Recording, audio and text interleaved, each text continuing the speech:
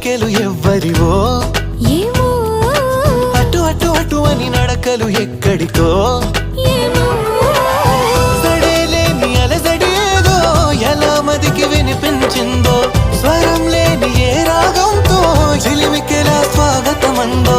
ఇలాంటివే తెలియక ముందే మనం మరే కథానిక మొదలైందో మనే కథానిక మొదలైందో